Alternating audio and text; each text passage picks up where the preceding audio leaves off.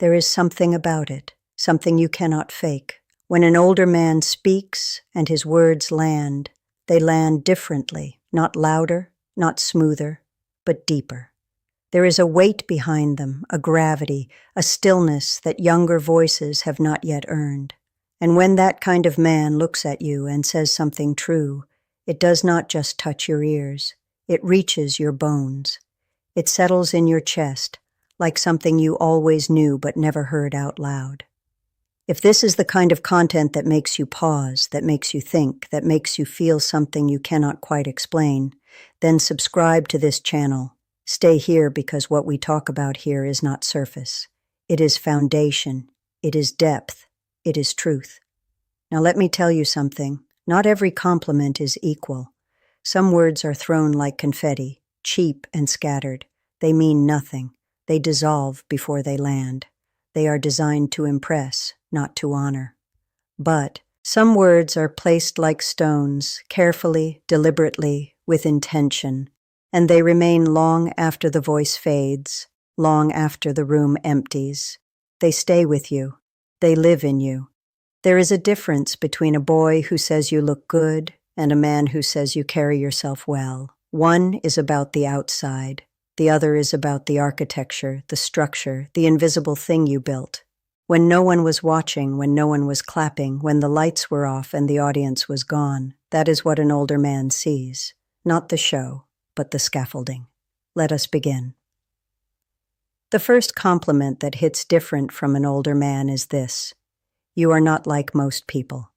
Now listen carefully. When a younger man says this, it often means you surprised him.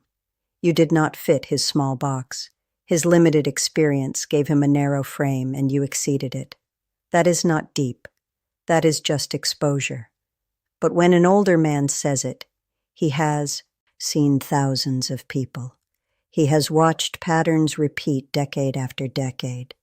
He has seen masks and performances and people pretending to be what they are not. He has watched people break under pressure. He has watched people lie when the truth was easier. So when he tells you you are not like most people, he means it. He has the catalog, the reference points, the years of evidence, and he is telling you that something about you broke the pattern, that something in your presence did not match the noise that is not flattery. That is recognition, and recognition from a man who has lived long enough to see everything twice. That is rare. That is sacred. Hold it close. The second compliment: you do not need to prove anything. This one will shake you because you have been proving yourself your entire life to your family, to your workplace, to friends who kept score, to people who never even asked, but somehow made you feel like you owed them. Evidence of your worth. You have been performing, earning, showing, justifying your space every single day without rest, without recognition. And then a man with gray temples and steady eyes and decades behind him looks at you and says, "You do not need to prove anything." And something inside you cracks open. Not because he gave you permission, but because he saw what you were doing to yourself. He saw the weight, the invisible labor, the quiet exhaustion of a woman always earning her right to exist, her right to take up space, her right to breathe without apology. And he said, "Stop." Not with force, but with truth. That kind of compliment does not make you feel pretty. It makes you feel free. It makes you feel seen in a way that terrifies you because you forgot what it felt like to be witnessed without performing first. The third one: you remind me of someone I deeply respect. Now this is not comparison. This is alignment. This is lineage. When an older man says this, he is connecting you to a woman who shaped him, his mother perhaps, a mentor, a teacher, a woman who walked into a room and changed its temperature, a woman who changed the direction of his life without raising her voice. And when he sees that quality in you, he is not being nostalgic. He is being precise. He is saying you carry something timeless, something I have only seen in women who mattered, in women who left marks. Not on skin, but on character. Not on paper, but on souls. That compliment is an inheritance. Accept it. Let it sit on your shoulders like a mantle because it was not given lightly. It was earned by the woman before you and now passed to you. The fourth, you are the calced person in this room. Let me tell you why this one cuts deep, deeper than you expect. Because the world rewards noise. It rewards reaction. It rewards the loudest voice and the fastest response. It rewards chaos disguised as passion, and drama disguised as strength. But an older man knows something different. He knows that power is not volume. Power is stillness. Power is the woman who does not flinch, who does not rush, who does not react from emotion alone, who lets the chaos spin and remains exactly where she is, unmoved, unshaken, present. When a man of experience notices your calm, he is not commenting on your mood. He is not saying you seem relaxed. He is honoring your discipline, your warfare. Because calm is not passive. Calm is a choice. Calm is warfare without casualties. Calm is dominance without destruction. And he sees that. He respects that because he knows how many years it takes, how many storms it costs to master that kind of silence. And you have mastered it. Even if you do not fully see it yet, the fifth compliment. You are going to be fine. This one sounds simple, almost too simple, but context is everything. When you are falling apart, when nothing makes sense, when the ground beneath you feels like sand, and every plane you made has crumbled into dust, and the future looks like a blank wall. And an older man who has survived his own disasters, who has buried dreams and rebuilt from rubble, who has lost things he will never speak about, looks at you and says, "You are going to be fine." That is not optimism. That is testimony. He is not guessing. He is remembering. He walked through fire, and he is still standing. He walked through loss, and he is still whole. And he sees in you the same thing that kept him alive, a refusal to quit, a stubbornness that looks like softness, but is made of iron, wrapped in grace, coated in patience, but iron nonetheless. You are going to be fine from a man like that is not a wish. It is a verdict. It is a prophecy spoken by someone who earned the right to prophecy. Believe him. The sixth compliment. You do not tolerate nonsense, and I admire that. This one matters more than you think because so many women are taught to be agreeable, to smooth things over, to make peace even at their own expense, to smile when they are burning, to nod when they disagree, to shrink when they should stand. And when you stop doing that, when you finally stop, some people call you difficult. They call you cold. They call you too much. They call you intimidating, as if your strength is an inconvenience to their comfort. But an older man with real life behind him, with scars and lessons and years of watching. People destroy themselves by being too agreeable, sees it differently. He sees a woman who chose herself, not out of arrogance, but out of survival. He sees a woman who learned the hard way that boundaries are not walls, they are doors, and you decide who walks through and who stays outside. When that man says, "I admire that he is not performing, he has nothing to gain, nothing to prove, no angle to work." He is simply telling the truth because the truth is all he has left to offer, and it is more than enough. It is everything.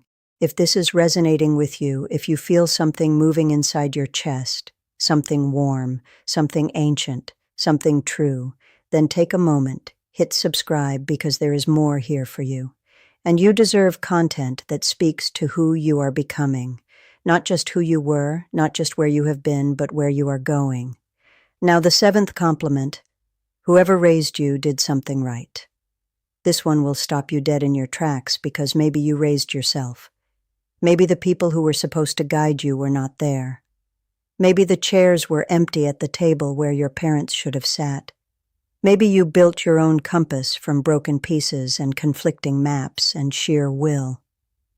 But when an older man says this, he is not praising your parents. He is praising the result. He is praising you. He is saying somewhere in the chaos, somewhere in the wreckage, something took root, something good, something unshakable, something beautiful, and it grew despite the drought, despite the storms, despite the neglect, despite every reason it should not have survived. He is complementing your fruit, not your soil. And for a woman who built herself from nothing, who raised herself, who mothered herself, who fathered herself, who became her own village, that is everything. It means someone sees the harvest, not just the hard ground. It means your work was not invisible. It was not wasted. It was just waiting for the right eyes, for the right moment, for the right witness. And he is that witness. And now the eighth, the last one, the one that stays long after the conversation ends, long after his face fades, long after the room is empty, this one remains. You do not need me or anyone to tell you what you are worth.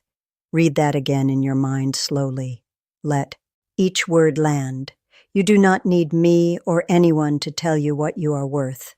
When an older man says this, he is doing something most people never do. He is removing himself from your validation system.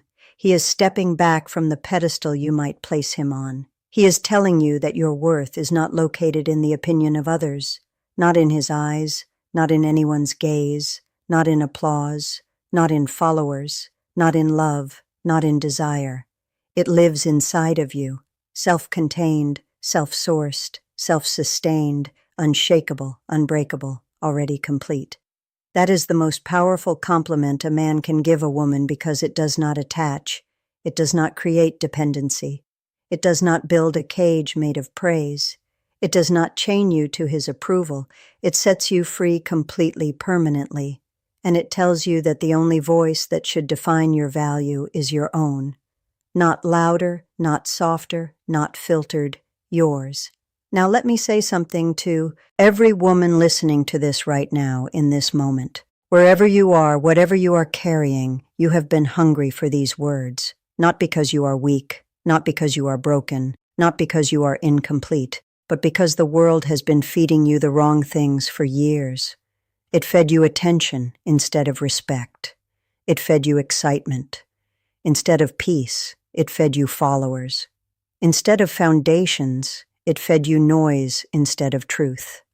And now you are starving in the middle of abundance, surrounded by everything but nourished by nothing. Because none of it was real nourishment. None of it fed your soul. None of it touched the part of you that actually needed to be touched. These compliments hit different. Not because of who says them, not because of age or experience alone, but because of what they honor. They honor your stillness, your discipline, your backbone, your refusal to shrink, your ability to keep going when the world gave you every reason to stop, every excuse to quit, every permission to collapse, and you did not. They honor your architecture, not your appearance, your depth, not your surface, your roots, not your petals, your foundation, not your decoration. And that is what you have been waiting to hear, not that you are beautiful. You already know that the mirror told you, the world told you. That was never the question. The question was, am I seen? Am I known? Am I valued? For what lives beneath the surface? And the answer from a man who has lived long enough to know. The difference between beauty and substance is yes, you are seen, you are known, you are valued, not for what you show, but for what you are. At the core, in the silence, in the dark, when no one is watching, that is where your worth lives, and it is blinding. Do not dim it, do not shrink it, do not package it for someone else's comfort. Do not fold yourself into a smaller shape so that smaller minds can understand you.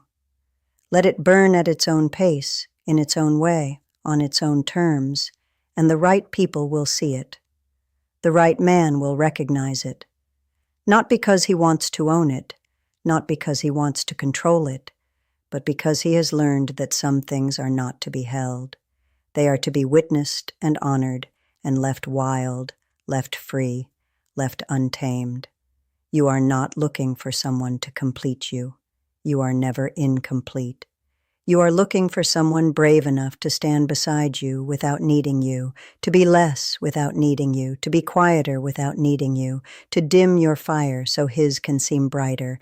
That is the standard, that is the frequency, that is the baseline, and you will not find it by lowering your voice. You will not find it by abandoning your truth. You will find it by owning it. Every note, every silence, every scar, every lesson, every storm you survived, every night you endured, every tear you swallowed, every time you stood back up when the world knocked you down. You are not too much. You never were. Not once, not ever. You are just surrounded by people without the capacity to hold what you are. People too small for your enormity. People too shallow for your depth. But that era is ending. It is closing behind you like a door you will never walk through again. And this one, this new chapter, this next season belongs to you. Unfiltered, unedited, unafraid, unapologetic, uncontained. If this reached you, if something in these words felt like coming home, felt like medicine, felt like something you did not know you were missing, then subscribe. Share this with a woman who needs to hear it tonight. A sister, a mother, a friend, a stranger who is carrying weight she has never spoken about. Send her this and come back, because this is where we build something different. Not louder, not faster, not flashier, but truer, deeper, realer. And you deserve that, more than you know, more than anyone has ever told.